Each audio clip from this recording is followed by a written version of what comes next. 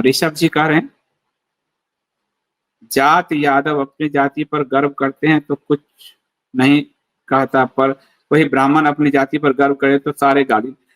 ऐसा क्यों है? क्या क्या इसलिए है कि ब्राह्मण हमेशा गिल्ट फील करते रहे? ये सही बात है, गिल्ट, और उनको गिल्ट में धकेलने का काम हो रहा है, और ब्राह्मण ये बात नहीं समझ रहे।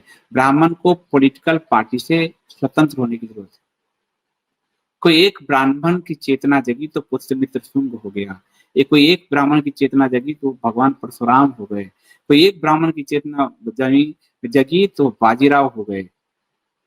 वो ब्राह्मण की चेतना जग ना जाए, इसलिए उनको इतना हैमर करो कि वो सब दिन पद दलित बनकर इन नेताओं की, इन पार्टियों का चप्पल उठाता रहे, झोला उठाता रहे। ये स्थिति है, क्योंकि उसमें अगर चेतना जग गई तो भारत को वैभव में ले जाने की क्षमता रखते हैं। एक चाणक्य की चेतना जगी, उसने पूरे भारत को एक कर दिया।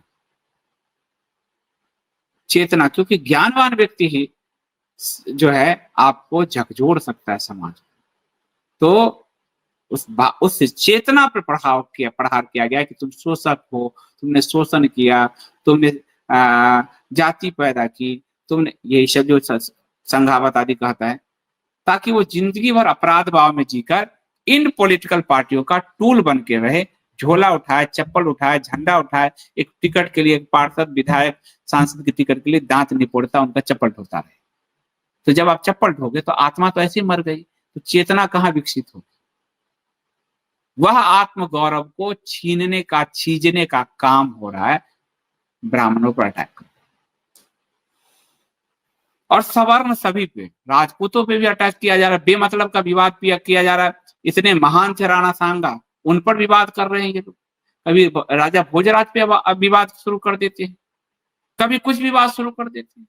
ये जो जितने भी राणा सांगा के बारे में अनाप शनाप बोल रहे हैं, राणा सांगा, एक उंगली कट जाएगी तुम्हारी तो रो पड़ोगे। और राणा ने क्या लड़ाई लड़ी थी,